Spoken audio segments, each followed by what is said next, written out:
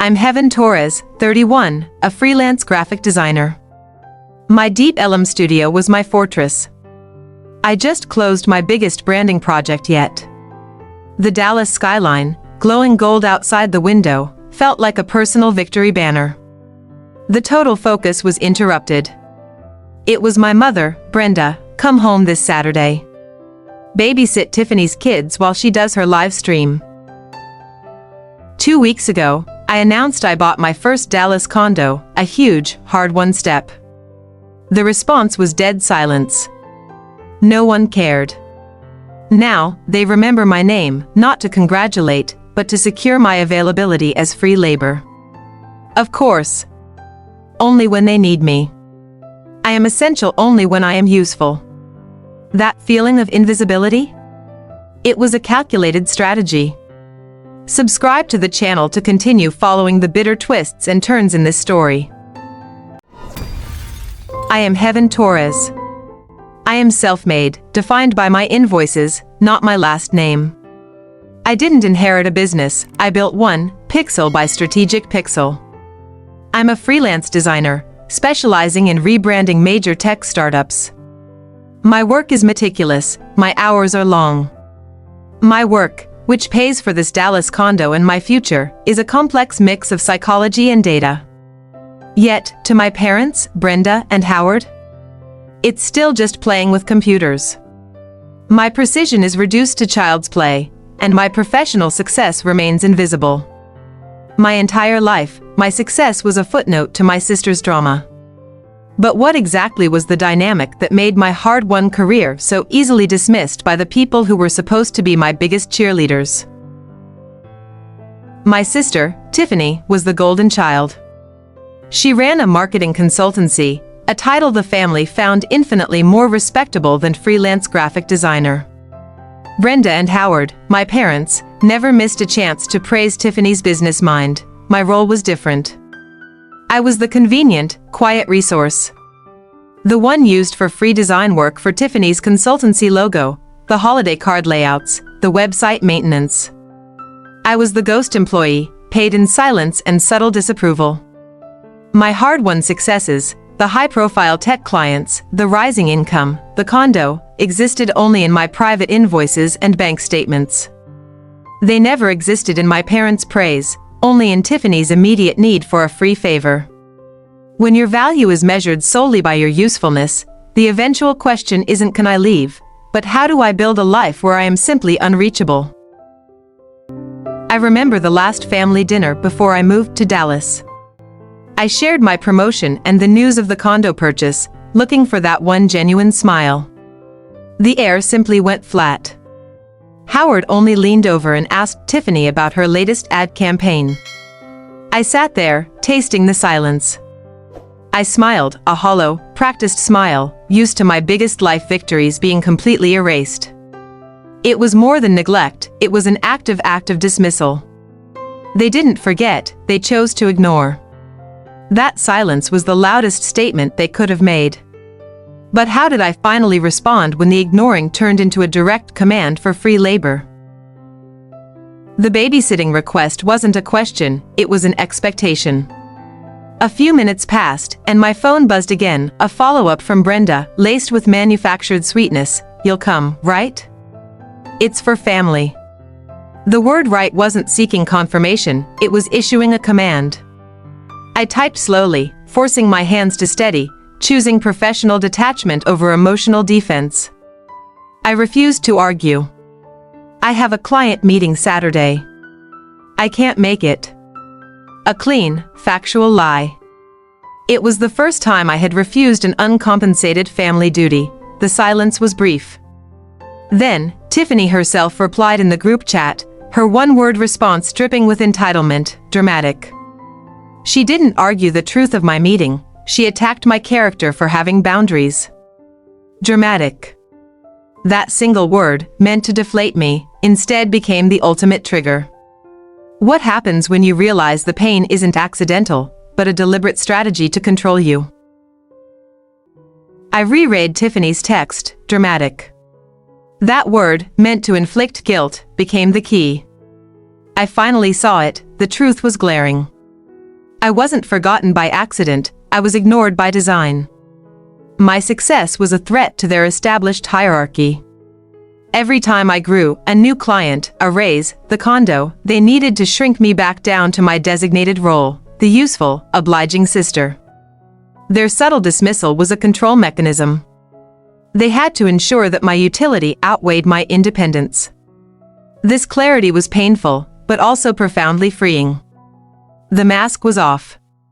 Once you realize the manipulation is intentional, you face a choice. Do you continue playing the victim, or do you finally, structurally, cut the cord? For years, my default setting was compliance, followed by quiet resentment. The dramatic text almost worked. I felt the familiar pull of guilt, the urge to apologize. But then I saw my sleek, organized studio, a life I built without them. I put my phone face down. I took a deep breath, letting the guilt dissolve into the Dallas air. I whispered, "Not this time." My career was non-negotiable. My Saturday was non-negotiable. My peace was now my primary client. I didn't send another text. I didn't defend myself. I left their messages unread. The only reply they would receive was the undeniable success of my own work. My emotional withdrawal was the first, and most important, step towards structural revenge. The refusal was met with silence, but that was just the calm before the storm. How did my family react when they realized I was not only ignoring them, but thriving in a life they couldn't touch? I worked in glorious, uninterrupted silence. My life became precisely designed: client deadlines, strategy calls, and the Deep Ellum skyline. My family's silence was the ultimate peace offering, the proof that my boundary worked. I was focused. My quiet victory was shattered by an unexpected source, my cousin, Michael. He visited the condo, posted a photo of my sleek, minimal studio, the sunshine, the skyline view, the modern design boards. The caption was simple: Heaven's Empire. That image went viral within the family chat. It wasn't the verbal success they ignored, it was the visual, undeniable evidence of my wealth and independence, a clean break from their control. They couldn't dismiss the condo as playing with computers. They saw the expensive granite and the Dallas zip code. The visual proof of my success was a lightning rod. I knew a phone call was coming, but what I didn't expect was the cold, calculated price tag they would attach to their sudden pride. I knew the call was inevitable. My family couldn't ignore visual proof of wealth indefinitely. Brenda's name flashed on the screen. I answered, my voice steady, professionally neutral. I waited for the inevitable pivot. "Oh, honey. We saw Michael's photo. That studio is just beautiful. We're so proud of you, Heaven. Truly, truly proud." The sincerity rating on that statement was precisely 0. I didn't correct her. I simply let the false praise hang in the air, a poisonous preamble to the actual ask. "And actually, since you're doing so well, and with Tiffany's business needing a little boost right now, we thought maybe you could help. Just a little investment." There it was. The bait and switch. My success wasn't celebrated, it was immediately converted into a resource they could exploit for the golden child. The nausea was familiar, but this time, it was cleaner. I didn't feel hurt, just professional analysis. They didn't see me, they saw a walking, talking, profitable asset they had a historical claim to. I was ready for the number. The investment was the mask. But when my father joined the call and presented the actual, astonishing figure, I realized this wasn't about help, it was about debt collection. How big was the number they demanded, and what was their justification for this ultimate betrayal? Brenda's vague investment was just the warm-up. My father, Howard, took the phone. His voice, usually dismissive, was now stern, businesslike, and utterly lacking in affection. This wasn't a chat, it was a hostile takeover attempt. "Tiffany needs to close a gap immediately. It's $390,000. It's a temporary loan, but you can spare it. You're doing so well, heaven. We saw the condo, $390,000. The sheer audacity paralyzed me. They didn't just want help, they wanted my financial security. Look, it's not really a loan. It's time you realized your obligation. You owe us this. We raised you. We put a roof over your head. You owe us that word. Oh. It hit harder than the dollar figure. It was the emotional contract they'd been forcing me to sign my entire life. Loyalty equals debt. They weren't asking for my money, they were seizing my autonomy. The entire history of their subtle neglect suddenly made perfect, terrible sense. They needed to keep me feeling small so that when the big request came, I wouldn't dare refuse.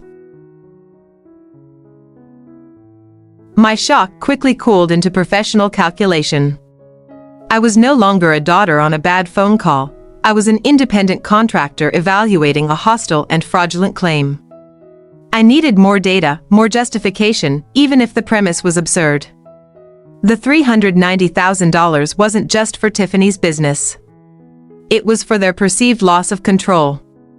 It was the price of my condo, the price of my silence, the price of my life in Dallas, all rolled into one monstrous, non-negotiable invoice. I closed my eyes, took one breath, and centered myself back in my studio, not their memory. I didn't say yes, and I didn't explode. I said nothing. The silence on my end was now a weapon, a void they felt compelled to fill. My quiet refusal only prompted them to double down on the absurd. They needed me to understand why their golden child deserved my hard-earned money. What twisted justification did they offer for me owing them almost $500,000?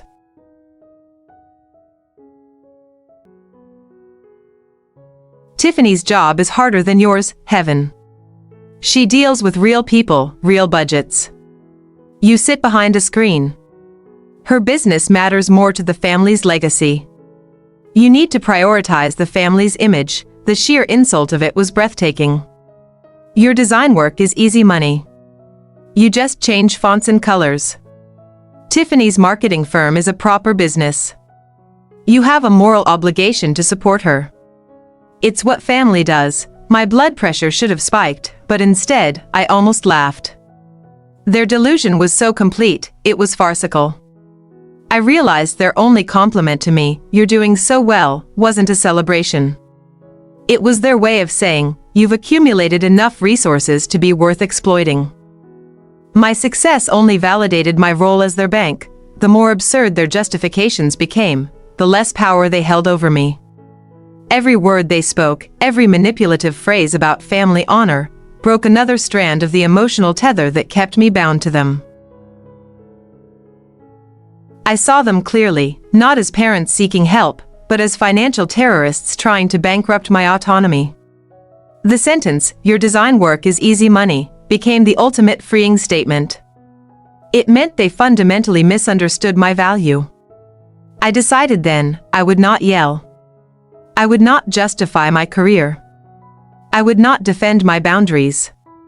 I would simply listen to every manipulative, self-serving word. From this point on, every boundary I set would be structural, not emotional. They had revealed their hand. They believed emotion, guilt, obligation, family was their leverage. They were wrong. My leverage was my professional distance and my financial control. I had everything I needed to win this fight without ever raising my voice. The emotional shift was complete. I was no longer wounded, I was calculating. How did I turn my silence into the ultimate power play, and what surgical, professional statement did I use to end their claims of debt forever? I hung up the phone. The physical sting of the betrayal, the $390,000 you owe us, was still there, but the emotional pain had evaporated. It wasn't sadness anymore. It was the absolute, clinical understanding of my situation. The daughter who desperately sought their approval, the one who hoped a condo or a promotion would finally earn a genuine "I'm proud of you," died on that call. She was replaced by a CEO analyzing a hostile business environment. My new rule was simple: do not react to their emotional language. I listened to them speak of family obligation and honor as if they were buzzwords in a bad marketing pitch. My brain filtered their words for legal and financial threat levels only. My greatest leverage was my silence. They were desperate for a fight, for tears, for the familiar, yielding daughter. My calm refusal to engage in the drama left them with nothing but their own toxic, self-serving words echoing back. The sadness was the last thing to go, but once it did, a pure, strategic mindset took its place. I saw their demand not as a personal wound, but as a severe vulnerability in their own financial structure. I had the power, they only had the narrative. I understood that their $390,000 demand wasn't a punishment for my success. It was a lifeline for Tiffany's failure. They had bet their entire emotional and financial capital on the golden child, and she was sinking. Revenge, I decided, wasn't yelling the truth. It was living the truth. It was making decisions based on preserving my equity, my mental health, and my self-sovereignty. Their chaos would continue, but I would simply exist outside its gravity. I spent the next few days preparing. I consulted a lawyer, not to fight them, but to legally audit my own situation. I needed to ensure my assets were protected, every boundary structural and steel reinforced. They called again, days later. They were quieter now, their tone less demanding, more desperately manipulative. They were waiting for me to break. They expected my compliance. But compliance was no longer in my contract. My decision was finalized. From now on, I would only speak the language of business and law. Their family debt was emotionally coercive, but legally, it was void. I was going to serve them with a clarity they were totally unprepared for. I thought of every free design job, every babysitting request, every ignored promotion. It wasn't love, it was a transaction where only one party, me, was paying.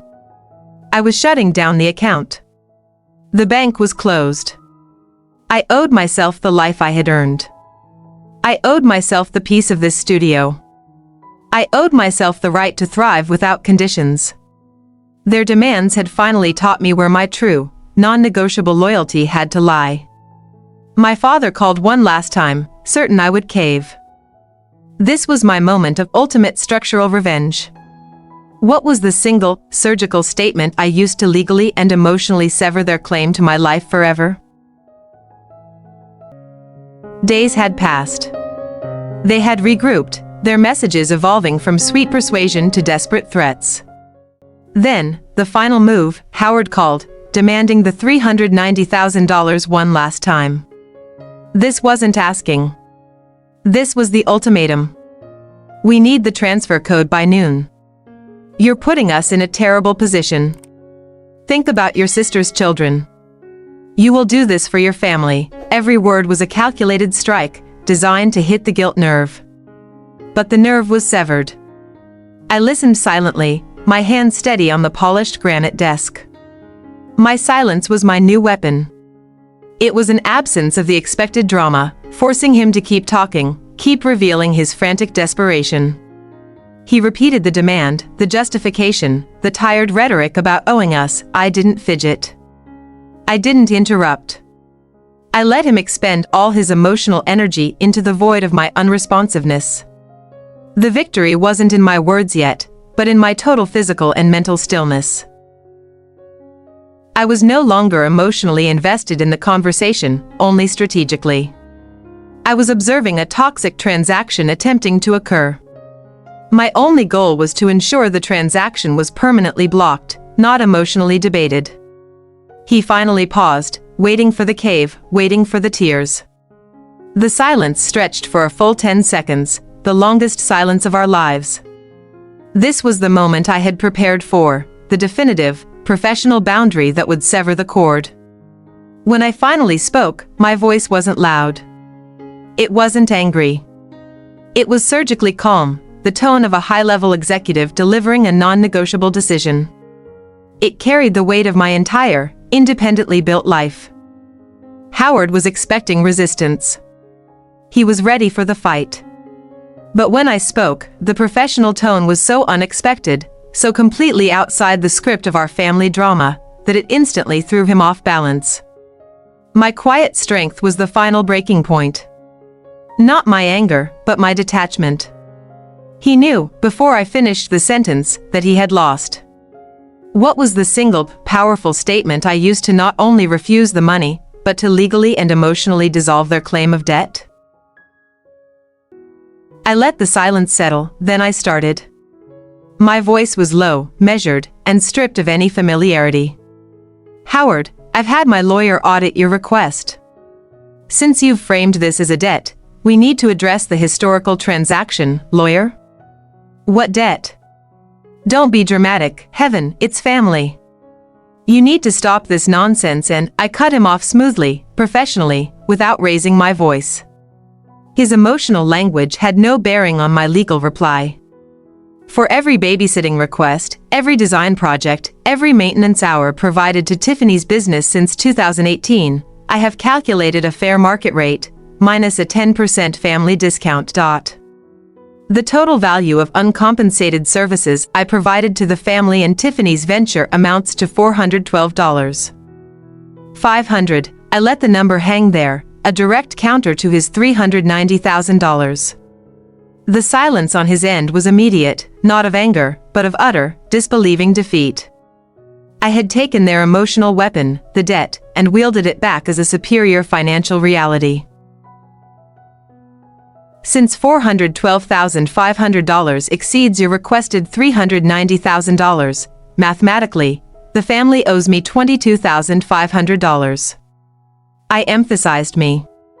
However, in the interest of family peace, I am willing to call the entire balance, both yours and mine, $0.00. The transaction is closed. The condition is this: any future contact must be strictly professional.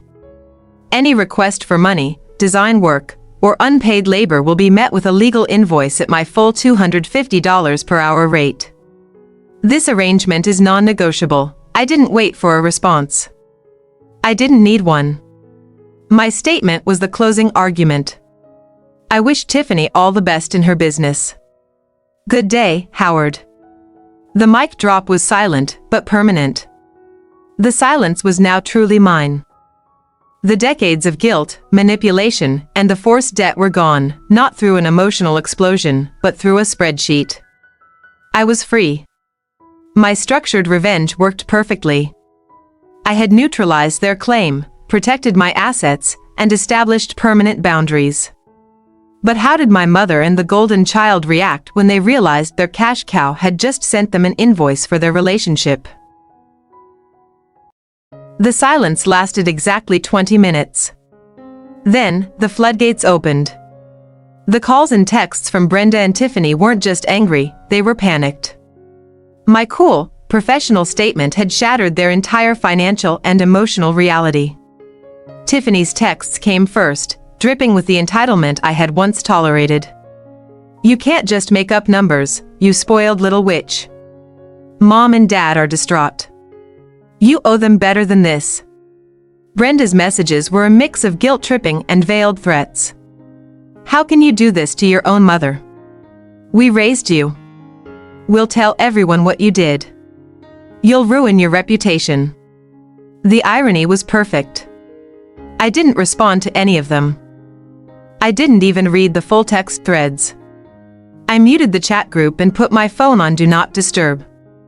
Their attempts to regain control were now just a noise pollution I could easily filter out. Their frantic reaction validated my entire move. They hadn't cared about Tiffany's business, they cared about accessing my liquid assets. The $0 debt closure was the atomic bomb that destroyed their leverage forever. 2 days later, my lawyer sent them a formal, signed non-disclosure and mutual release agreement. It zeroed out all past, present, and future financial claims between Heaven, Tiffany, Brenda, and Howard. Howard tried to call, but my lawyer answered. He later sent one last text: "You are officially cut off. You are no longer our daughter." I stared at the screen, and I smiled. Cut off? No. I had done the cutting. Their final attempt at control became my ultimate ticket to freedom. Their rejection was the formal confirmation that I was no longer bound by their toxic, conditional love. I learned later that Tiffany's consultancy folded 5 months after my refusal. The $390,000 problem didn't go away, it simply returned to the people who were supposed to solve it, the golden child's devoted enablers. My revenge was quiet, legal, and absolute.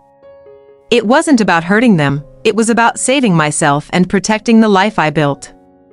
Now that I was free, what did my new life look like, and was there any lasting impact from the toxic family dynamic? The silence was deep, not empty. It was the rich, satisfying silence that comes after a bomb has detonated, and you realize you are still standing, unscratched. I had severed the cord, and the only feeling left was profound, uncomplicated relief. I allowed myself one tear, not of sadness, but of closure. It was the mourning for the little girl who never got the unconditional love she craved. The transactional love was gone, and I didn't miss it. I finally understood that the debt they claimed was never about money. It was about power. My calculated revenge wasn't about financial warfare, it was about reclaiming my personal sovereignty and declaring myself independent. I reflected on all the years I spent trying to be enough. Trying to be needed. I finally saw the genius of their neglect, keeping me hungry for crumbs of praise ensured my compliance. But now, the hunger was gone. My studio suddenly felt different. It was no longer a place of isolated escape, it was the fortress of my freedom. Every expensive piece of equipment, every successful project, was proof that I didn't need their validation. The greatest power I felt was not in sending the zero balance. It was in the ability to simply choose peace. The choice to mute the noise, to hire the lawyer, to prioritize my mental health, that was the true victory. My career was no longer an attempt to gain approval, it was an authentic extension of my talent. Success was not a tool to buy love, it was the natural consequence of hard work in an environment free of sabotage. Sometimes, a memory would flash, a joke, a shared holiday, and for a split second, I'd feel a pang of loss. But I quickly reminded myself, I wasn't mourning the family I had, I was mourning the family I deserved and never received. I leaned heavily on my chosen family, my friends. My colleagues. They were the ones who saw my worth without needing a spreadsheet, the ones who offered unconditional support that the Torres family specialized in withholding. My work flourished. The mental bandwidth I once spent anticipating conflict, defending myself, and managing their mood swings was now directed entirely into my creative projects. The result was exponential growth. My family's silence solidified. No lawyer challenged the agreement. They chose public silence over public exposure of their exploitation. They had the power of the narrative, but I had the power of truth and legal structure. Every morning, I woke up, looked at the Dallas skyline, and knew my life was entirely my own creation. No strings, no debt, no conditions. The revenge wasn't the zero balance, it was the unconditional peace that followed. The story of the Torres family debt wasn't a tragedy for me, it was the catalyst that forced me to save myself. I went from being the scapegoat to the CEO, all in one phone call. That's the power of setting professional boundaries. My victory was quiet, achieved through spreadsheets and lawyers, not tears and shouting. It taught me that sometimes, the only way to beat a narcissistic, toxic system is to stop playing the game entirely. The cost was a family I never had.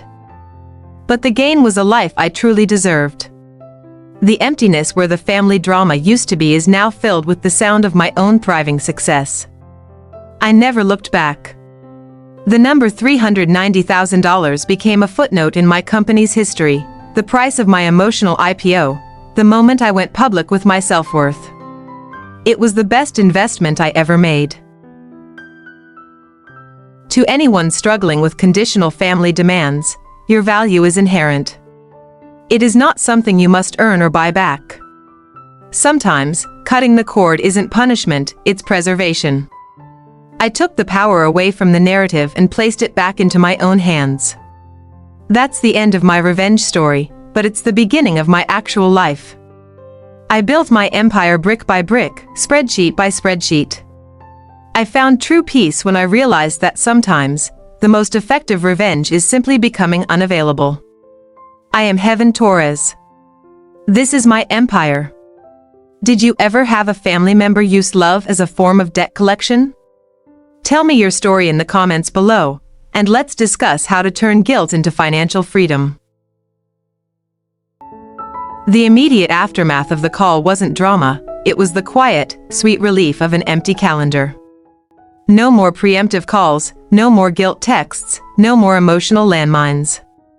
My life felt light, uncluttered, and entirely my own. The mental energy I used to spend on them was now redirected. I channeled every ounce of that saved bandwidth into my work. My focus sharpened, my productivity soared. This wasn't just work, it was therapy in high definition. My chosen relationships, my friends, my partner, Michael, became my real anchor. They offered me unconditional validation, a concept so foreign to my upbringing. They saw my value, not my exploitability. My revenge was complete. But the resolution was about growth. With the toxic pressure gone, my design agency expanded faster than I'd planned. I was no longer striving for approval, I was thriving through authenticity. The financial gains were fantastic, but the peace was priceless. I had traded $390,000 worth of debt for complete emotional freedom. But how does one navigate holidays, public events, and the inevitable encounters with a family that officially cut you off? Life after the storm wasn't perfect, but it was quiet. I no longer measured my worth by my parents' approval. Instead, I focused on what genuinely mattered, building my business, nurturing my true friendships, and, crucially, healing the scars. The biggest adjustment wasn't the legal one, it was the psychological one. I had to consciously dismantle the old emotional programming that told me family always comes first. I replaced it with, my peace always comes first. I invested heavily in therapy. It wasn't weakness, it was an act of strength. My therapist helped me categorize the family drama as a hostile work environment, confirming that my professional response was the healthiest possible action. I rediscovered the joy of doing things purely for myself. Yoga wasn't a distraction, it was a way to ground the body that had been constantly braced for conflict. I was finally learning to just be. Holidays became the new pressure points. The first Thanksgiving was difficult. I felt the familiar pull of obligation. But my friends, my real family, surrounded me with genuine warmth and no strings attached. Tiffany tried a few public stunts, subtle posts about ungrateful siblings on social media.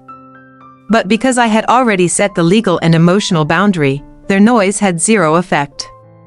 My life was too good for their drama to penetrate. Michael was the silent hero. He didn't try to fix it, he simply provided a secure, non-judgmental space. He was the living, breathing proof that love could be stable, kind, and completely unconditional.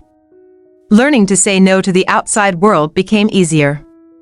Once you've shut down a $390,000 demand from your parents, telling a client that's out of scope feels like a relaxing chat. My professional life mirrored my personal resolve. The woman who emerged wasn't angry or bitter, she was resilient and grateful. The family conflict had been the most painful growth spurt of my life, but I wouldn't trade the resulting peace for $1 million, or $390,000. I realized that winning wasn't about the final confrontation. It was about the slow, deliberate daily choice to protect my boundaries. It was a lifestyle change, not a single event. I was finally playing offense for myself.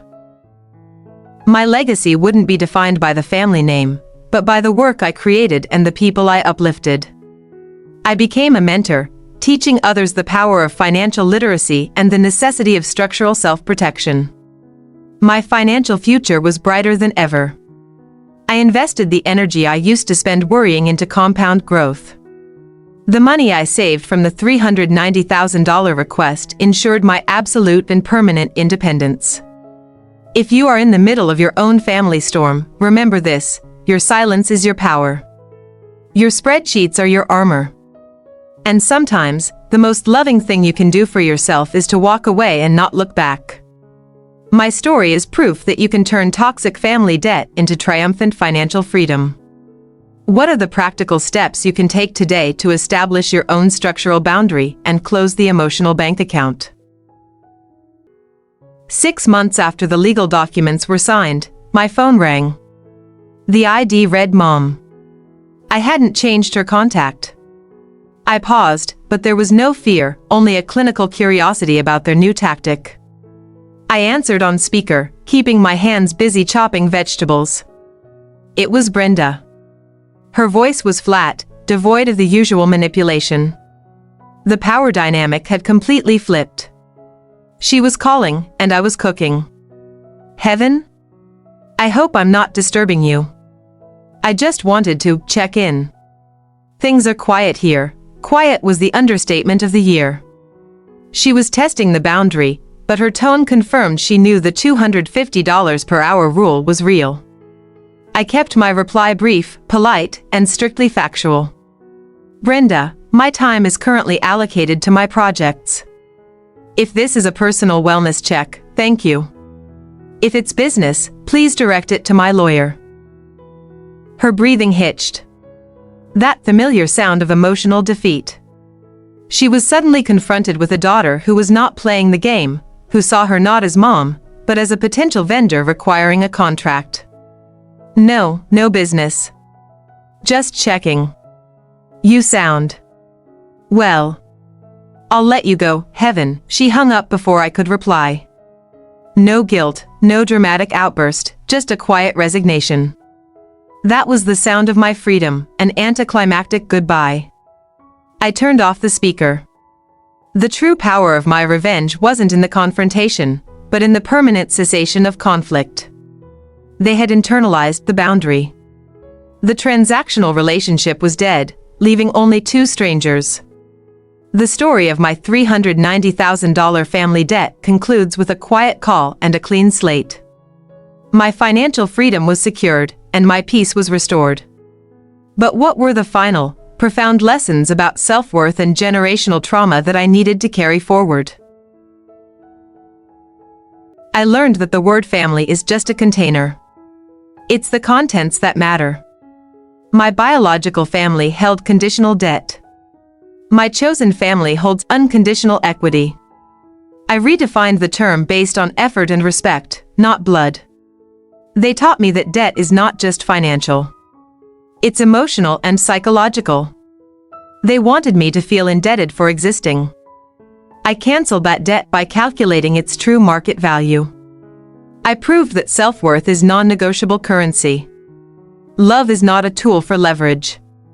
True love should feel like a safety net, not a trapdoor. If someone's love comes with a price tag, it's not affection, it's a transaction that will bankrupt your soul. Walk away from the bad deal.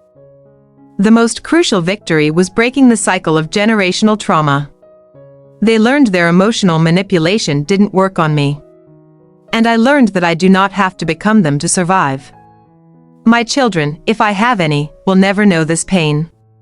I was once afraid of their silent treatment. Now, their silence is my peace. It's proof that my boundaries are respected, not debated. Silence isn't absence, it's the presence of unshakable self-respect. If you take one thing from my story, let it be this: boundaries are not walls. They are property lines based on facts and consequences. Document everything. Be polite, but be firm. Treat emotional pleas like spam. The word ungrateful is the narcissist's favorite weapon. When they call you ungrateful, it means you refuse to let them exploit you. Gratitude is earned through kindness, not demanded through manipulation. Own your refusal. My family revenge story wasn't a story of destruction, it was a story of creation. I destroyed a fake relationship to create a real life. The best revenge is not living well, it's living freely, securely, and authentically.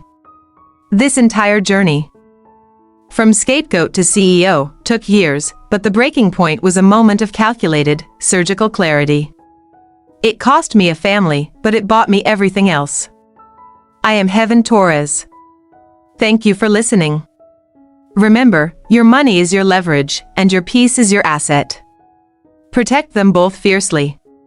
What is the next step you are ready to take today to define the new terms of your freedom? Let me know in the comments. This is what freedom looks like, not a dramatic mansion, but a quiet, soft evening. The air is clear, the silence is chosen. My mind is focused on the present, not on anticipating the next familial crisis. Michael never asks about the $390,000. He only asks if I'm happy. His love is a baseline of stability, a constant I can trust. He is living proof that unconditional connection exists, and it's built on mutual respect. I intentionally simplified my life. Fewer possessions, deeper purpose. The emotional complexity of the past was replaced by the functional clarity of the present. I learned that true wealth is minimal emotional spending. This apartment, this life, is my fortress. Every wall represents a boundary defended. It's a sanctuary where I control the narrative, the noise, and the guest list.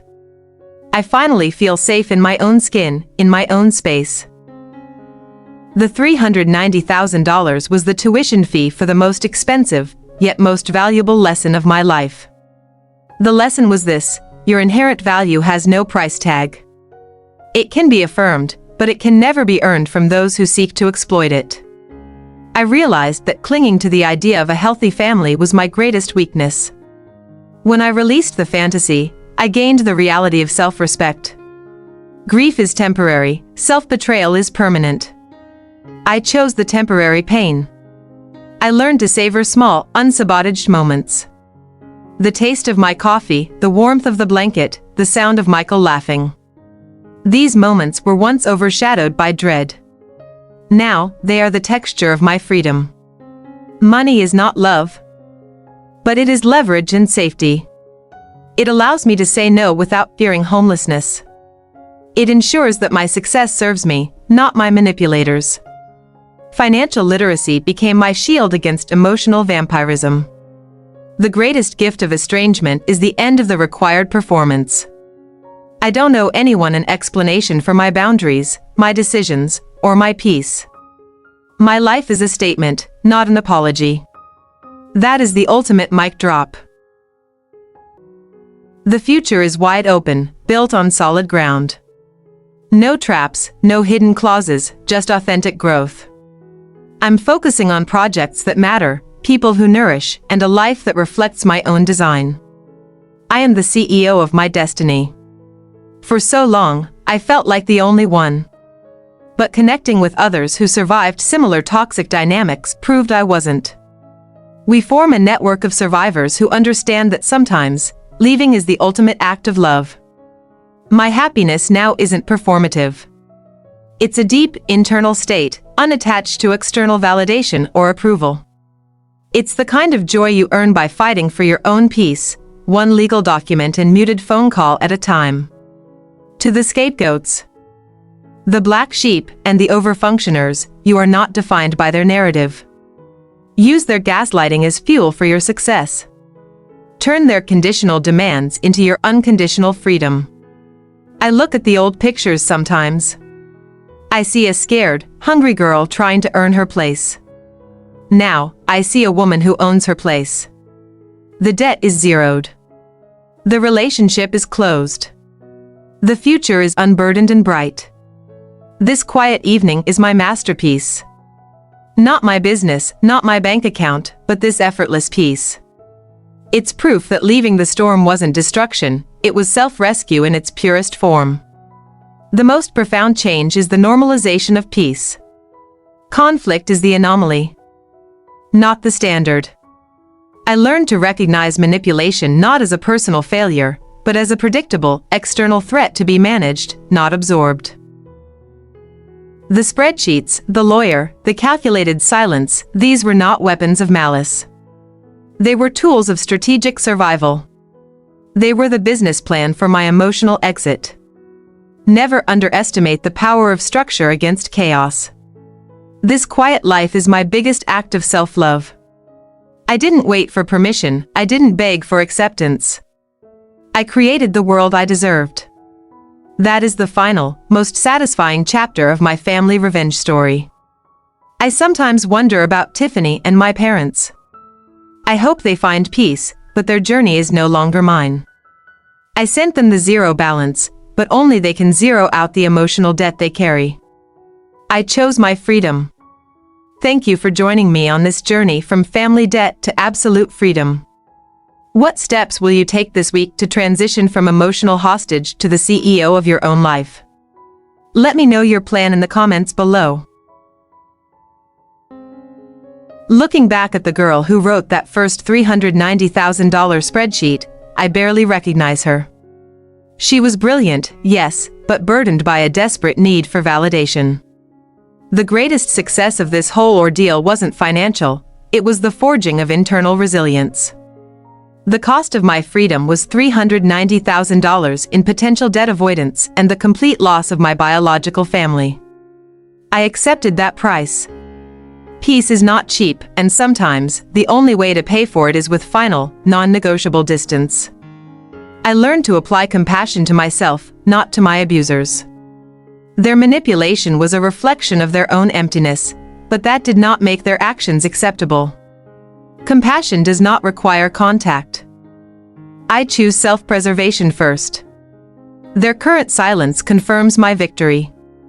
They know that the only currency I accept now is respect, and they don't have it in their emotional bank account. When a manipulator goes quiet, it means they have lost their leverage completely.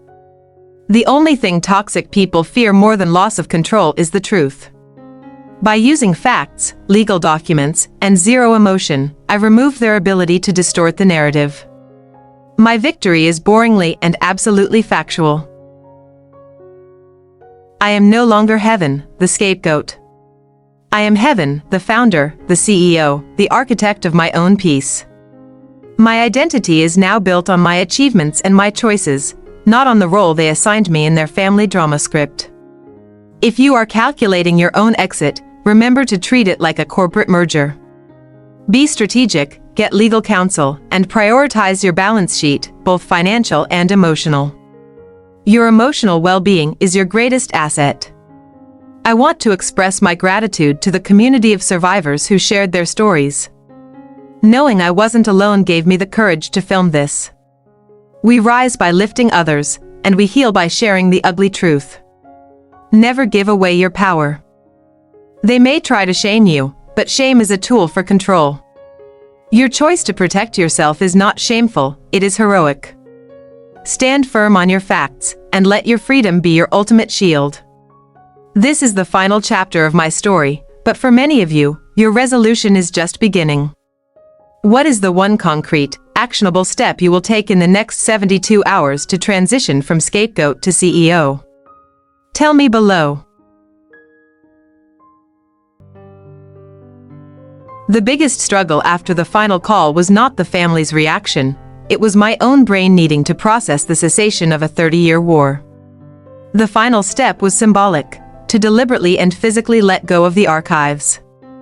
I kept a box of every nasty letter, every condescending card, every emotional ledger entry. I had to keep them as evidence, my war chest of proof. Now, they were unnecessary.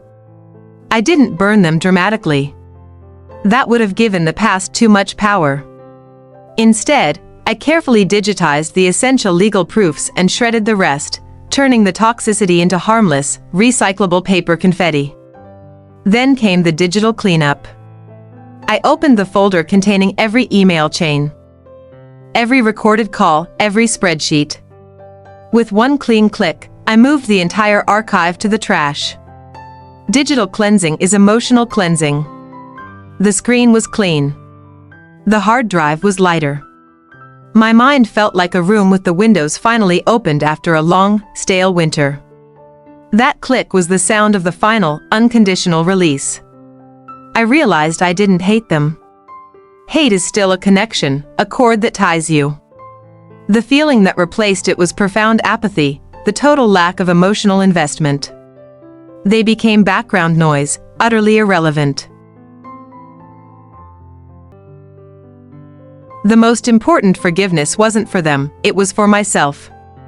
For forgiving the girl who stayed too long, who tried too hard, who believed the lies. Self-forgiveness is the antidote to shame. I let go of the guilt. My success is no longer defined by proving them wrong. It's defined by my ability to sleep soundly, to love fully, and to spend my time creating, not reacting. The ultimate revenge is simply a life lived without their influence. I still rely on my structural protections. The lawyer is on retainer. My boundaries are non-negotiable. Letting go doesn't mean being naive, it means having faith in my structural defenses while living in emotional peace. I stopped tracking their lives. No social media checks, no asking mutual friends. Their story is a closed book. My attention is 100% focused on the sequel, The Thriving Adventures of Heaven Torres, CEO. The biggest lie they told me was that I needed them. That I owed them. That I couldn't succeed without their guidance. Their failure was in believing their own hype. My freedom was found in disproving their entire narrative. I am grateful for the darkness. Without the struggle, I wouldn't have built this fortress of self-reliance. Adversity was the catalyst. The $390,000 debt became my financial and emotional launchpad. I took the plain cardboard box, now empty of old drama, and dropped it into the apartment building's recycling chute. It was a simple, anticlimactic sound, the gentle thud of the past dissolving into the possibilities of the future. I am the sole owner of my past, present, and future. I have paid the price for my peace, and I will defend it fiercely. My story is a testament that you can architect your own life, even from the ruins of toxic family debt. True love doesn't demand payment. It simply gives. I learned to recognize the difference between transactional obligation and unconditional nourishment. That distinction is the most valuable asset I possess now. My mental health is non-negotiable. It's my CEO priority. I protect my internal economy from external predators. This means constant vigilance, clear boundaries, and the courage to block and delete. The zero balance in my ledger is mirrored by the zero balance of their influence in my life. The number is a symbol. It represents the fact that I am free of the debt and free of the narrative. I owe them nothing. If you still feel the lingering shame, remember, that emotion belongs to the person who tried to control you. Shed it. Wear your self-protection like armor. You are not cold, you are strategically preserved. My life today is intentionally boring, and that is my ultimate luxury. No drama. No chaos. Just the quiet, relentless growth of a business and a soul finally at peace. I have won the game by leaving the arena. Thank you for witnessing my story of strategic revenge and ultimate freedom.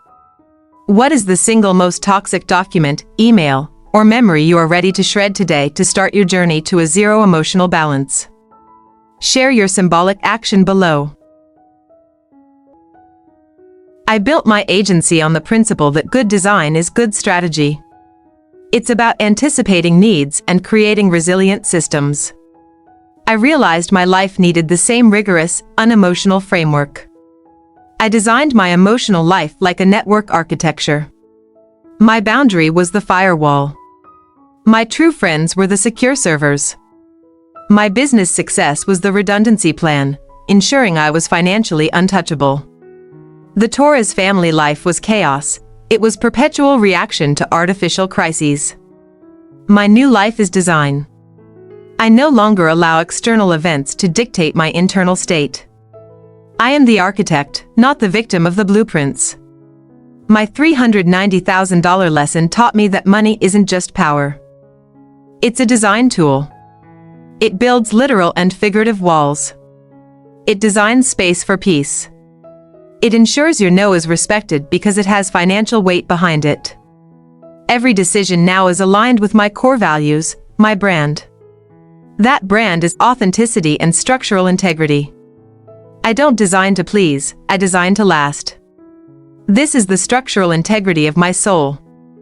Just like in good software design, I eliminated the bloat, the unnecessary features, the emotional dependencies, the guilt triggers. I optimized for happiness, which means zero tolerance for friction. My agency is thriving, taking on global projects. But my real metric for success is the unread email folder from my family. It confirms that the project, Heaven's Life 2.0, is running smoothly and silently. With the energy released from the family drama, I found my true purpose, teaching strategic self-liberation. I mentor young professionals, showing them how to apply corporate rigor to their personal boundary management. Design doesn't mean perfection. It means adaptability. Life throws curveballs, but now I have the structural framework to absorb the shock without compromising my core integrity. I'm built to bend, not break. My life is the ultimate proof of concept. You have the right to choose your peace. You have the power to define who you are to others. My entire existence is now a declaration of sovereign self-ownership. Just as I analyze market data, I analyze emotional data. If a relationship has high overhead, low ROI, and constant negative feedback, you fire it. This is emotional due diligence. I owe my freedom not to luck, but to the meticulous documentation and the courage to apply logic where only emotion was expected. To my lawyer, to Michael, and to my own younger, scared self, thank you for holding the line. My professional success became my final, impenetrable armor. When I walk into a meeting, or even simply answer a phone, I carry the weight of my achievements, not the shame of my past. It is the best outfit I have ever designed. Estrangement can feel lonely, but it is necessary subtraction to achieve multiplication. The loneliness is temporary, the reward of a self-built life is exponential. Choose the temporary pain for the permanent gain. My accountability is now only to myself and those I choose to serve. I broke free from their toxic demands to create a system of authentic, chosen accountability. That's the difference between servitude and leadership. The greatest indicator of my healing is how boring my life is. No emergencies. No manipulation attempts. Just work, love, and peace. This boredom is the sweetest luxury my $390,000 lesson could buy. My new foundation is built on rock, financial independence, legal clarity, and emotional maturity. This is the structural foundation of a life that cannot be shaken by external emotional blackmail. When you design a building, you look 50 years ahead. When you design a life, you must look beyond your abuser's lifetime. My design is for eternity, a legacy of breaking the chain, not strengthening it. The script of my life, once written by my parents, is now 100% owned by me. I closed their chapter, and the next one is about thriving, not surviving. This is the ultimate closure, professionally executed. This is the final blueprint for freedom. What's the one toxic element in your current life design you are ready to delete to make space for your own permanent, profitable peace? Share your design choice below. Every family has its symbols. This rusty key to my old apartment represented 10 years of financial manipulation. It's heavy, worthless, and utterly useless now. I keep it as a talisman against complacency. Placing it in this sealed box isn't hiding the past, it's recognizing its boundaries. The past is contained, observed, and rendered emotionally inert. It can no longer touch me. This bonsai is new. It represents my intentional, contained growth. Its roots are shallow, but they are mine. It's a symbol that true growth requires careful, deliberate pruning of the toxic branches. This seal is the symbol of my new sovereignty.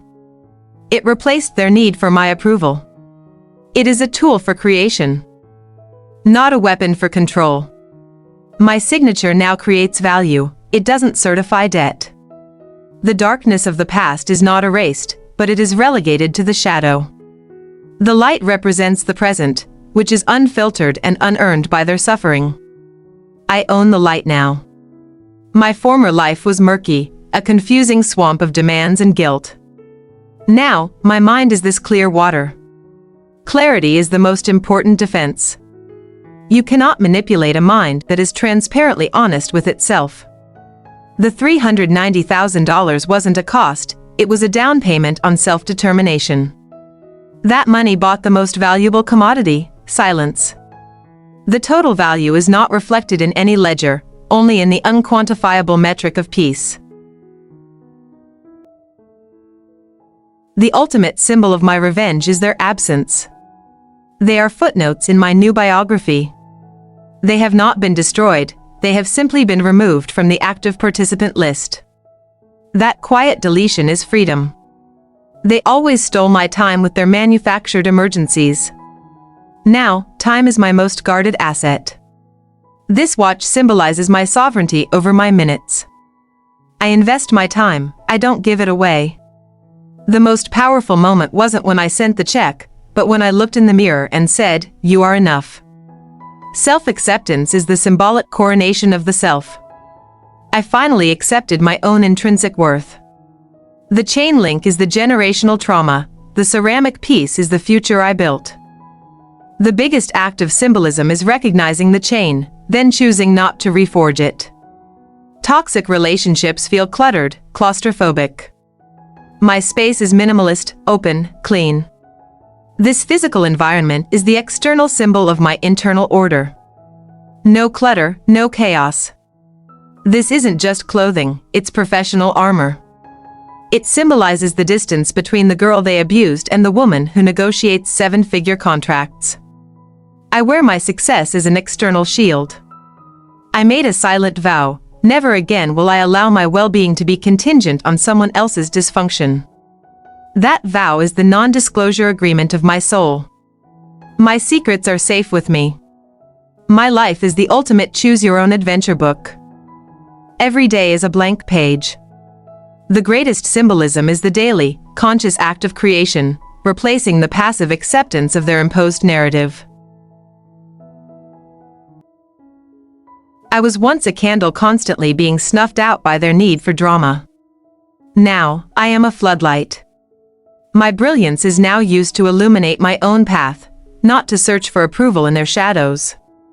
I symbolically purchased a small, smooth river stone.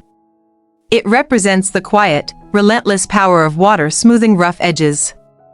It's my new family stone, built on smoothness, resilience, and quiet strength. I offer no final curse, no dramatic exit. My final act of symbolism is the lack of one.